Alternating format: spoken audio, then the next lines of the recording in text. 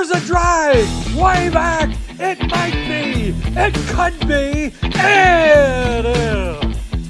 Holy cow, welcome to another broadcast of Bricks Behind the Ivy.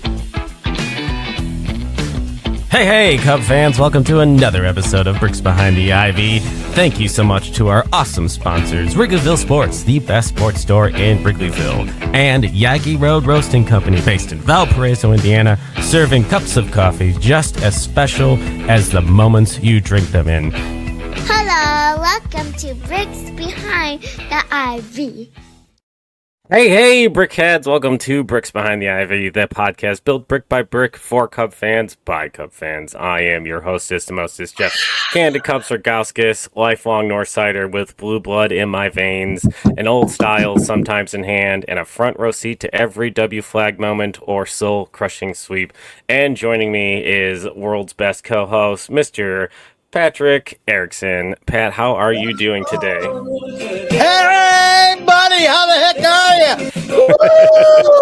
you? Doing good. Now we're doing good over here. We're excited and glad that baseball's back. Can't wait to hear about the All-Star Game festivities that you were able to partake down in the Old South and Peach Country. But, glad ball's back. We took 2 out of 3 from Boston, get the steamroller going. Glad to be back with all you brickheads out there. It's good to see y'all. Keep sending those comments in of what you want to see on the page and in our pods. And we love to cater to you. But, hey, let's take it away with a nice sippy. There you go. Yeah, it's been a while since we've been able to touch base. We both were on prospective friend trips, both baseball related. One to the ATL Atlanta. I was in Marietta, Georgia for the All-Star Game, and you were visiting the now hated Brew Crew. I wouldn't have said that many years ago, but now they're really sitting in a world that that is really starting to replace the Cardinal Devil Magic with Brewer Devil Magic, and it's frustrating. They've been on one hell of a run. I think I'd kind of written them off as being a team to be worried about, and now they're a team I'm very much worried about. But before we get started, we do have some housekeeping. Make sure you're hitting that like and subscribe button if you're watching the show. Leave some comments on the questions that we have and such, so that we can start growing the YouTube page. If you want to help us grow on the audio platform, make sure you're reviewing on Apple Podcasts. Written reviews help the best. Hopefully they're 5-star reviews. If they're not, give us some criticism. We're fine. We can take it. We're big boys. But make sure you're reviewing wherever you are and subscribing. And don't forget to subscribe to the Bleacher Bunch Network, which is our YouTube channel. It's your one-stop shop for all things Cubs. That includes Cubs PS Plus with Mike Waller, Sunranto with Danny Rocket, Cup of Cubby Blue with Sarah Sanchez, The Bleacher Bunch Show, which is on Thursday nights live, featuring a whole bunch of different characters, including myself and Pat, Baseball Rabbit Hole with Michael Cotton, and if you are a Patreon subscriber, which I suggest you become a Patreon subscriber, you get all of these shows ad-free. You will get the daily recap show done by a variety of us called Cubs Pod. So if you want that exclusive content, including becoming part of the Bleacher Bunch community, and we got Ranter Fest coming up August 2nd. Make sure you are checking that out. I myself am going to be at Ranter Fest helping Danny out. I'll be playing my cello at Ranter Fest, doing some Maybe I'll pop bring music. my ukulele. I don't know. Are you coming with me, Pat? Are you going to Ranter Fest as well? Let's go, baby. I don't know. Maybe I'll play some bongos or a uke or something. Yeah, there's going to be trivia. There's T-shirts. It's going to be a fun event. All the Cub podcasts have been invited. Really excited to kind of network with some folks and, cheer on the Cubs and hang out with the Bleacher Bunch. So hopefully we'll see you guys there. I think we're a little informal today. I think, we were talking off air, and I think we should lead off with this just because your hat is reminding me, and I don't know if I want to do it later in the show or earlier in the show. But, Ryan Sandberg had a post in the last week or so on social media updating us on his health, and reading between the lines, it doesn't sound like things are going well. This time around, we had comments from Jed Hoyer on the air on Marquee. We've had Johnny Lester and we've had Kerry Wood wearing Ryan Sandberg jerseys in their appearances at Wrigley this weekend versus the Red Sox. it's starting to feel like we're heading towards something that I don't think a lot of us are ready for. Ryan Sandberg was my first favorite Cubs player as a kid. He is. I was reading something Evan Altman had posted, whose son is named Ryan. There's a lot of people who his entire fandom is designed around when he came to prominence in the '84 club, and it's not going to be easy news to take. But we're sending everyone here from the Bricks Behind the Ivy family, sending good thoughts and prayers to Ryan and his family is in this tough time, and hoping there's progress being made. Yeah, and you all know, Jeff, you especially know, but. And my family and everybody, Rhino's my guy. And I mean, to me, he's transcended Cubs baseball in general, and sports. I mean, he's been my number one guy, period. So much to the fact that it probably have a restraining order against him. Anyway, no, but I mean, it's been to the point where him and I have talked so much. He even sees me, like last season, he sees me in a ballpark. He's like, "Hey, Pat, how's it going?" And I never thought from those days back in, and I can even show the picture again here one of these days, but when I met him just mere a few days after he was traded, I remember my uncle was holding me up and I'm hanging on a fence at the old ballpark parking lot. And my uncle said the Cubs just got him from Philly and he's going to be big someday.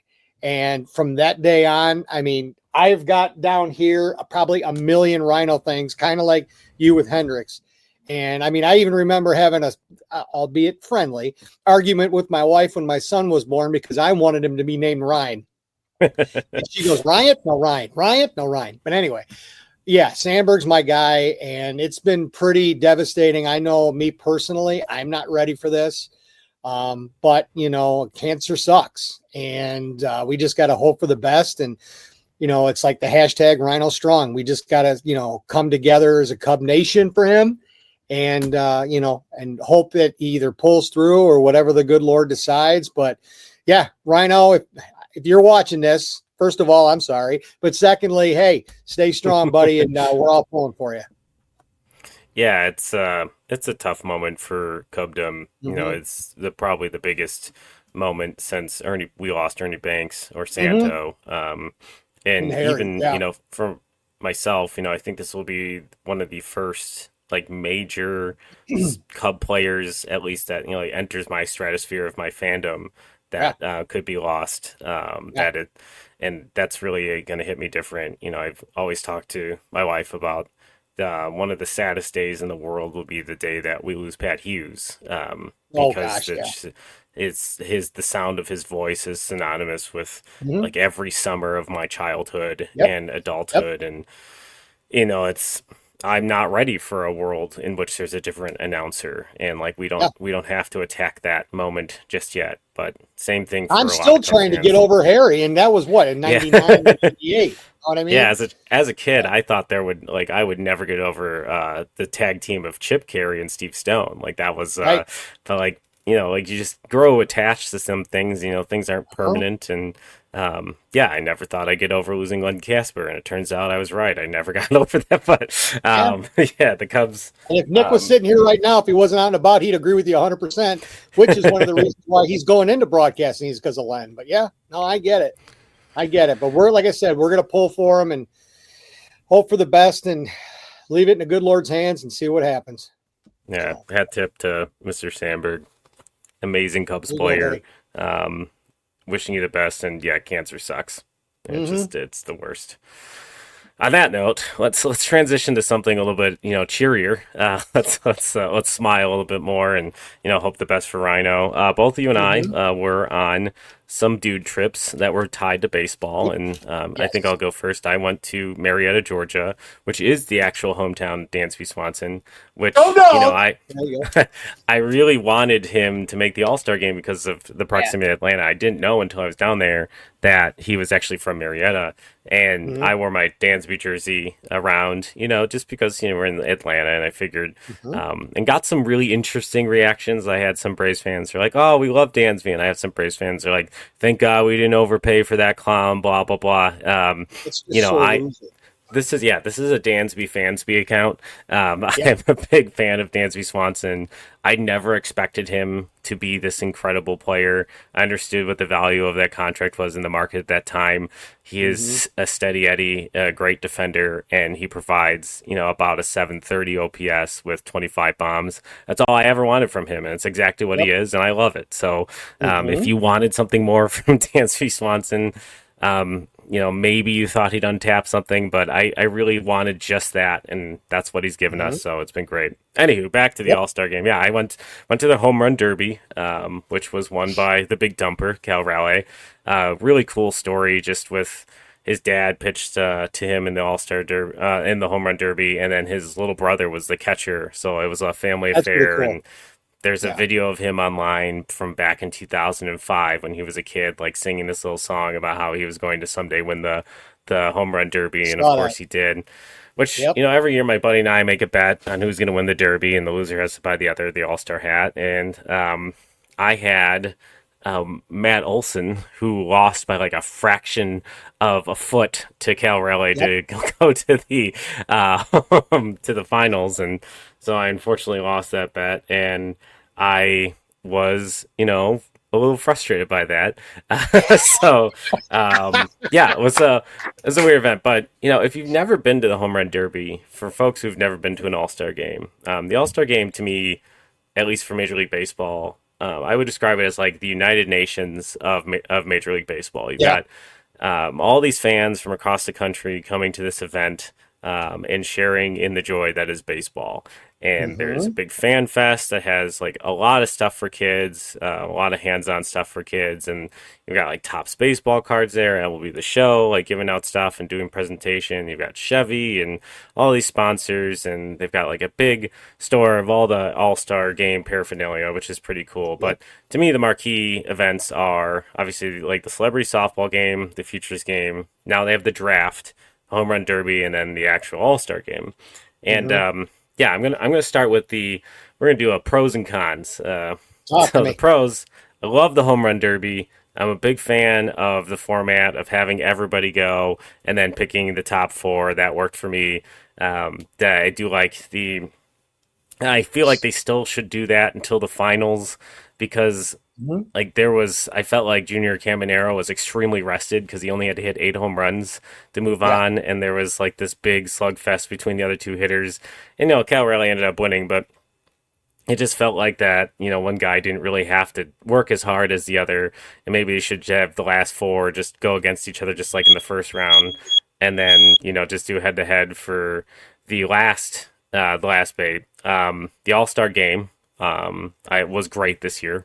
It was a fantastic game. It really highlighted to me why Yankee fans don't like Aaron Boone's managing. He did a lot of weird things in that game, and the swing off thing, super cool. Yeah, I was blown away by how cool that was. And I'll ask you this, great Pat. Scorbino. Yeah, I'll ask you this, Pat, as someone. I didn't go to the game, but I was in the Battery watching it like on a screen, like outside the ballpark, and it was super fun. But would you prefer the Ghost Runner, or would you rather, for the regular season, them do a swing off like with the All-Star game? You know what? I think, to me, I wouldn't mind a swing off in the All-Star game. It's something different. They do the Ghost Runner thing, during the regular season. Oh no, I'm talking regular season. Would you reuld the Ghost Runner? Oh, the regular season. Okay. Now you better slow down on this beer. Anyway, I think it's got its pros and cons. Now the Ghost Runner highlights more of a defensive strategy where, okay, you got a play in effect, you got a guy at second, nobody out, blah, blah, blah. So there's a lot of pieces that go into it. The other angle of that is with the swing off, that brings excitement to the fans. And I think in this day and age, I think that the swing off, I would actually prefer the swing off over the Ghost Runner right now. I think that, there has been quite a few games, and I haven't looked at this in depth, but I could almost believe that there's been a lot of games that have been won by the Ghost Runner on cheap plays, mistakes, wild pitch, whatever. It's great if you're the home team and you win on a wild pitch, guy scores, place goes crazy. But if you get a guy that's winning by launching them into Waveland or Sheffield or wherever they're at, I think that for the fan base and for me specifically, I think I would prefer the swing off. Yeah. Yeah, I think, for the excitement, I agree. Like I understand that people don't want baseball to turn into straight up banana ball like the Savannah Bananas, but I Yeah. think, at the end of the day, there is supposed to be an excitement level to the product in the field. And I think the swing off is, super interesting. I think Mhm. it has the best hitters really highlighted at the end of the game. I think the Right. one thing that I would potentially change, not about the swing off, but similar to like hockey, is there a way that we could value a regular win more than a swing off win? Or like you don't get as much of a loss Oh for a yeah. swing off loss? Because like I could see, like I'll argue that a swing off removes the starting pitcher or any pitching management out of the game. Like it removes an entire part of the game. No defense, no pitchers. It's just going to be about hitters. And it really Mhm. does make it interesting too. Would teams be more incentivized during the regular season to like have an extra bat on the bench or have an extra like really go after someone who can clobber the ball and put them at Yeah, DH? big bopper. Because at the end of the game, you need a guy that can hit home runs to win games. Yep. Like, Yeah. does that help incentivize teams to pay certain types of players? And I'm not saying it's an easy skill. I think Kyle Schwarber made it look very easy, and I don't think people understand how difficult it is to pick three batting practice pitches and hit them over the fence. Yeah. But He's a yeah, rare breed. Yeah. I think we would have to adjust like how we look at wins and losses if we Yeah. were to do that. But on an excitement level, like then it's like a finite end. It's just one thing, Oh, and yeah. there's no potential even extra innings with ghost runners. It's Yep. yeah, I think Yep. it could be really fun. So I'm for it. I'm for fun. What do you guys think? Let us know in the comments if you Let us would prefer know. the Come swing on off. now. Get a little Chris Berman. Back, gone. Let 'em know. That's one of Let's the see. advantages of being there and not having to watch it on TV is that I did not miss the like it just really. No, here's the deal. I hated it, but now I kind of miss it a little bit. But Yeah, I heard the oh, broadcast kind of blows, but like I haven't seen it in a few years because of I've been there, which like is a privilege. All right, so here's my cons, and it's classic Major League Baseball. Major League Baseball gets in its damn way so often, it's ridiculous. And my two cons are the draft and the red carpet show for all the players. And my cons are so apparently at some point, which like someone like myself who's gone to the last four All-Star games, except for the one in LA because I couldn't afford it because who could? Um, but the red carpet shows where all the players arrive like the day of the All-Star game. They're like dressed up with they've got cool suit coats and stuff. And they're signing for fans, and it's a nice event. It's like a little parade. It's really cool. The mascots are there. Just fun. And then obviously the draft, like they've moved it to this weekend to get more exposure because like you see like what the NFL draft is and Major League Baseball wants that type of atmosphere. However, they under some guys that I did not notice and like correct me in the comments if I'm wrong, they like raffled away tickets. You had to sign up for a raffle for these tickets. They were free. Oh, yeah, that And doesn't surprise me. it's for a limited audience. So like the draft had like 100 people at it, 100 fans, and like the red carpet show, same thing because they put it in like these small areas in which there would be no access. Like, okay, like I understand the argument of security and all these things and like managing a crowd, but if we have world championship parades and stuff like that, we should be able to manage something like this in order to maximize the number of people who want to be there to be able to be there because this is supposed to be highlighting the best players and highlighting your sport. So, geez, like what a negative, like what a swing and a miss by Major League Baseball I wanted to be at the draft. My buddy and I, we wanted to go to the draft. We went when it was in Seattle, the year they picked Matt Shaw. And like I was tweeting from there and was super excited about the Matt Shaw pick. And yeah, also like because of the weirdness of the draft and like the slot money and all the like the things that go navigating picking these players, none of the players even show up. So like we gotta fix this. Stupid. Like if you want people to be excited about the draft, let us come like the NFL and like really incentivize these players or like teams to at least figure out who they're picking. Obviously like that's gonna be challenging as it is, but incentivize these players to be there so there's something to watch. And like I'll go there. I'll paint a giant C on my chest, like, and wear a Cubs hat and like Cubs underpants or whatever the hell like NFL people do. Head. Yeah, like on my ass, like part of my French. This is a family show. Like I'll do it all. Just like let me go to the damn draft. Like I just want to go. Like I'm a baseball nerd. Let me nerd out. Right.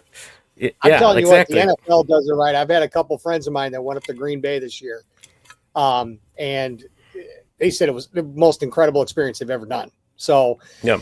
Yeah, it was in Chicago like not too long ago, and it was awesome. Yeah, like, right. I mean, they need to figure it out. They need to figure out how to do it. They need to, and if the players don't want to show up, whatever, that's fine. I get it. But if you're a prospective, possible first round pick, for the love of God, get there. Get there, be there. I mean, I understand, rounds 2 through infinity, whatever. But yeah, exactly. If you're a projected first round pick, then you need to be there. And I mean, they need to make it more accessible. They need to have more of an atmosphere like that. And I mean, take a look, excuse me, when the Blackhawks drafted Connor Bedard and they held it at the Salt Shed just outside the city. And I mean, that's not that big of a venue, but boy, do they pack them in. And it was exciting and everything else. And, those are the kind of things that baseball kind of lacks on. And I don't know if it's because they screwed it up. I don't know if they underestimated the desire for folks to go there, or if there's too many purists that are still running baseball that think this is, the 60s and 70s where we don't need to pomp and circumstance and we don't need, the big shows and all that other stuff. Guess what? That's what sells you tickets. That's what makes your revenue. That's what makes your sport that much more popular. And they gotta advance into that. And hearing the stories that you were telling me, I'm shocked that it was that little because, I've been to that ballpark a few times. I've hung out in the Battery. I've seen the area around. I've got family heck near there. There are so many opportunities for them to have a bigger venue, Atlanta Police Department, whoever can, do security and all that stuff. The fact that there was that limited amount to me in that big of a city of Atlanta, who I love, listen, me, go Dogs, but I am disappointed of how they ran that. And they could have honestly done a lot better. No, and that's the thing. Like, I go to this thing, not just for a recharge, but like to really experience like different types of baseball fans and things. And it just feels very alienating to like not be able to attend everything. And like, especially to like the game itself and the home run derby, like tickets aren't cheap. And let's be honest, when it comes to Wrigley, there is going to be so many people who want to be there that aren't going to be able to be there because it's going to be intensely cost restrictive. So like then really open the doors for the stuff that people can go to so that they're just as excited about the All-Star game too. And maybe they go to the parade or something and then decide they want to watch the game, like, or something like that's just like, Jesus, like, my God, like Major League Baseball struggles so much in like promoting its own damn game. It's infuriating. It's just like, no, I get it. My God. I get it. Like they could hire like 5 random fans and they could come up with a better marketing plan and access strategy for most of their events than their current, like, probably highly paid staff does. So it's just absolutely. So Pat, you did your road trip to see the hated Brew Crew with some friends from school. How was that experience? I'm texting one of them right now. Yes, I did. And the only way I could start off this segment by doing a little bit of Vaughn into the windup in his first offering. Just a bit outside. He tried the corner and missed. There he is. R.I.P. Bob Euchre. I always tell this to my son and everybody else. Harry's 1, Euchre's 1A. And me growing up in the northwest suburbs probably went to more Brewer games actually than Cub games. So County Stadium and all that stuff because we were closer. It was cheaper, blah, blah, blah. But this was the 30th year in a row that we've done this trip. It's me and some friends from college, and we go up there. We pick a random weekend, and we go to all 3 Brewer games, Friday, Saturday, Sunday. The first observation I had is, oh, my God, the Nationals are absolutely horrible. And I think you, me, 7 other guys off the street can probably beat the Nationals. They're that bad. Secondly, I don't know how management does it. They are literally given a pile of garbage every season. And Pat Kelly comes through and creates this unbelievable team. I don't know what's going on with that. They frighten me. And I mean, look at the standings today. They're tied with us for first place. The one positive that I did see, and I was really happy about, and I still can't believe he was still there. One of the star pitchers for Milwaukee, Quinn Priester, not only went to my high school, but 30 years apart, he had the same baseball coach as I had. So I remember when they were at Wrigley, I yelled down, "Hey, Cary Grove, class of 91, Coach Sutherland." And he turned and looked at me, and we talked for a couple of minutes and everything. So that was kind of cool. But Yeah, but I mean, American Family Field, which I refuse to call it that. It's always Miller Park to me. Yes, I know it's enemy territory, but great ballpark. We tailgated for the full 3 hours prior to the game, and the people of Wisconsin are always really nice. I got some flack because, yes, I do have Cub stickers on the back of my Palisade, and they give me crap, but I'm like, whatever, I don't care. But yeah, it was a lot of fun. Unfortunately, now one of my guys that I go with is a diehard Brewer fan. Yes, Sleepy, I know you're watching this. The Brew Crew swept on all three. I had a comebacker on the Saturday night game, but yeah, it was a good time. It's not the same without Bob Uecker. As a matter of fact, we're going back up there for 2 more games, August 23rd and 24th. It's an entire Bob Uecker tribute weekend where his family's going to be there and all this kind of stuff. So it'll be kind of cool. But yeah, and the city of Milwaukee is awesome. Third Ward, shout out to the Third Ward and my buddy CJ, Fourth Base Restaurant in Milwaukee. If anybody ever goes there, for the love of God, get your butt there. Right around the corner from the ballpark. CJ makes some great food. We were there a lot, and no, it was a good time. But it was a good time to get away, recharge, still be involved with baseball a little bit. And it got me excited again. Scoreboard watching again, and yeah. And then we came back Sunday night, and I think it took me 4 days to recover, but it is what it is. I am getting up there in age, but yeah, all is well and ends well. But yeah, it was a good time. But segueing into the whole Cubs Brewers thing, I'm a little nervous. I don't know how they have with that rotation of, you got Peralta, Brandon Woodruff, Quinn Priester, and then I don't know if it's Abbott and Costello is 4 and 5, but they've got a team up there. I hate to say it. They are going to challenge. They're going to challenge us.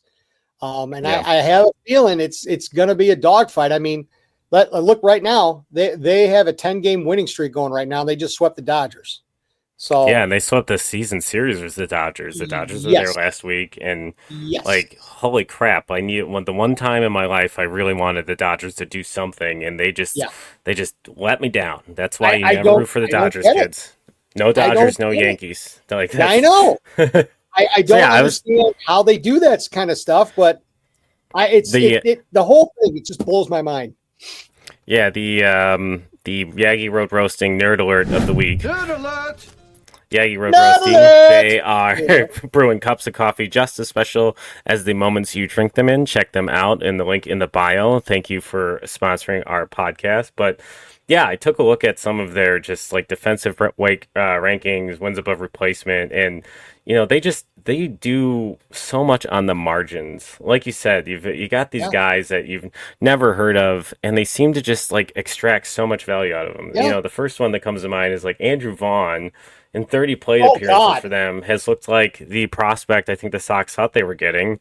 He's got 391 on base and a 500 slugging, 500 on base and a 739 slugging since he's in it. It's only 30 at bats, but still, like he's just come up and raked for them. When we were there for that weekend, he was on a tear. I think he hit like in that 3-game series like 5 or 6 doubles. Now the only nauseating part about that was kind of like you wearing your Dansby Cubs jersey down in Atlanta. I had to see a bunch of stupid White Sox Vaughn jerseys up in Milwaukee. That's surprising. I didn't know White Sox had fans. Yeah, I didn't know either. I mean, maybe it's on like Goodwill or the Salvation Army. I don't know, but yeah, Vaughn's another one. I mean, and then Brandon Woodruff. He's been out for how long? And he comes back and he's throwing like he signed like a sweetheart deal last year with them, and like there's some rumors that the Cubs were interested in doing that, but he signed it with them and knew he'd be recouping, and like he's coming back and he's looked very good so far.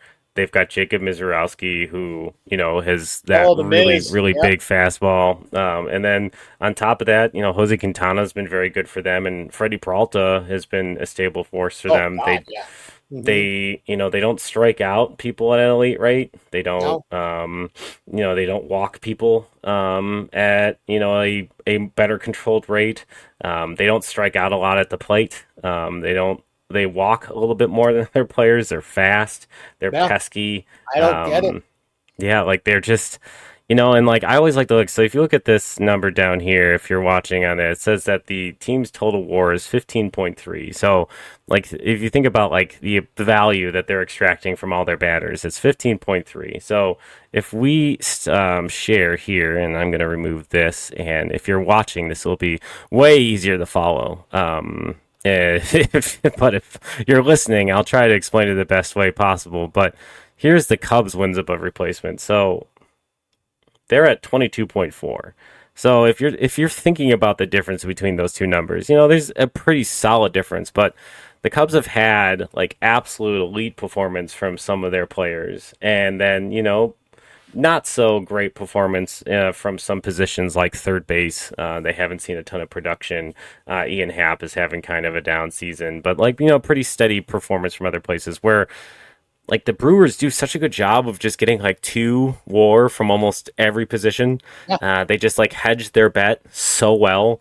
And, I feel like this year, and, this is not statistically based, this is just a comment, that like this year, what we've seen and like how they've played matchups and early on with like Carson Kelly and Miguel Amaya and how well that was managed and what they've done with Bushy to make him look, like a really good player. Now he's starting to get more at bats versus lefties. I feel like, at the end of the day, like the Craig Counsell effect is starting to come our direction where like the Craig Counsell effect hopefully is leaving the Brewers, but they have this front office process that like truly is incredible because they're not a well like received team like in aggregate. They don't have a superstar carrying this team like the Cubs do with PCA with 26 bombs and Michael Busch with 20 and 26 and 81 already from Seiya Suzuki. Like they're not getting those types of performances, but the only they don't have Devin Williams, they don't have Josh Hader. Like it's not the same scary team. Yeah, the only one that you could possibly argue, maybe, just maybe, is Christian Yelich. But correct, he's not what he was. Like he's been better but he's not. He's not Kyle Tucker. He's not PCA. And no. Nope. The Cubs have some head-to-heads with them that are going to become very, very important. And the Cubs do have, theoretically, an easier schedule, like per some pundits, than the Brewers the rest of the way. And these things could sort them out. But, they've got a rotation that, should make you concerned. The Cubs have been able to piece together wins with a good bullpen, and we'll see what kind of moves they make in the next. We're really running out of time. It's 10 days. What's today? Today's 10 more days. We have 10 days until the deadline, and we'll have answers to some questions in the next 10 days, and what the Cubs do to really separate themselves from the Brew Crew. But right now, I'm not saying they're going to continue to play at the hot pace that they are, but they are tied with the Cubs for the best record in baseball, and there's no team that's really nowhere. Pulled their way away, because every one of these teams has a fatal flaw, and I think the Cubs still have a really good opportunity to win this division. I'm not saying it's lost, and I know there's a lot of negative Nancy's out there, but they have an opportunity. They have the pieces to really address this club. What they do and how they do it is really going to define what the rest of 2025 looks like. Mm-hmm. Absolutely. And it is going to go down to the wire. And it could be something as simple as, someone has a cold streak, someone's got a hot streak, someone's got a hot bat, cold bat. Pitching staff goes down, everything and anything. Who knows? Health. You're 100% health. The Brewers are getting healthy. It could be a fluke injury. It could be anything at this point. And the good thing is that, the Brewers are chasing us. They are tied, but looking at my watch, it's July 21st. We still got a lot of baseball to go. The Cubs will be up in cheese country next week, so we'll see how it all pans out. But I don't know. I just saw all that, and I saw, the excitement and everything that's rallying around the Brewers when I was up there last weekend or 2 weekends ago and everything else. And it scares me. It does, but hey, we got a lot of ball left. Speaking of that, Bricks Behind the Ivy Nation, if you happen to see yours truly, I will be out at the old Federal Landmark tomorrow night. Come on by, we'll chat, maybe have a beer or 2 or 6, whatever.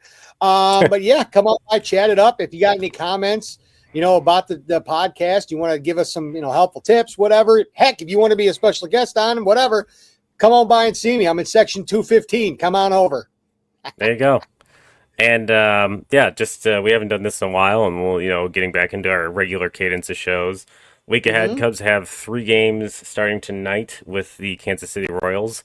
They are pesky. They've got some, solid pitching, and they've got, Bobby Witt Jr., who is an excellent, excellent player. One of my favorite non-Cubs to watch.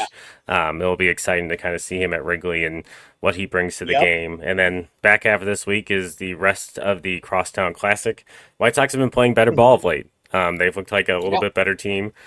They're not last year's record-breaking loss team, but they're not a great team. So and the Royals are under 500. So you've got some opportunities to stack some wins this week, and we'll have another episode before it. But Cubs will be going into the ticking clock of the deadline with a series in Milwaukee. So really, really interesting week coming for the Cubs. Oh, brother! Yep. Exactly. So everything could be so different by the next time we record. That's awesome. I love the trade deadline. It's one of my favorite things in the whole world.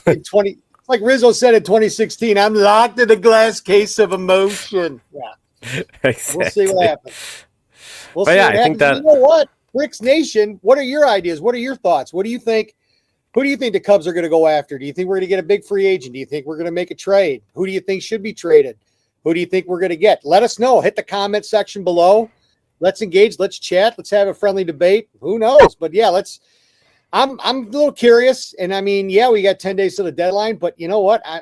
Who knows if it's going to happen even sooner than that? I'm really surprised there wasn't any deals over this past weekend. I know there's a lot of talk. John Heyman and those guys have all been reporting that there's been talks about several players, but it's coming, folks. It's coming, and we'll see. Keeping our fingers crossed. So I think that's going to do us for today. I think it's a good place to leave it.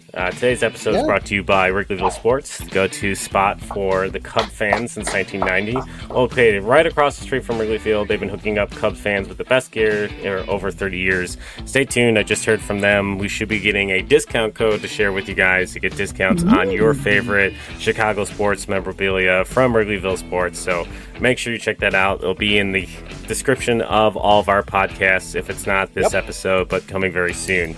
But thank you again for listening to Bricks Behind Me, Ivy. Make sure you're subscribing, hitting that like button, commenting, doing all the things, making sure you're reviewing on your favorite podcast platform so we can find more brickheads like you. And until next week, as always, first of all, Rhino Strong, and second of all, go Cubs. Let's go Cubbies!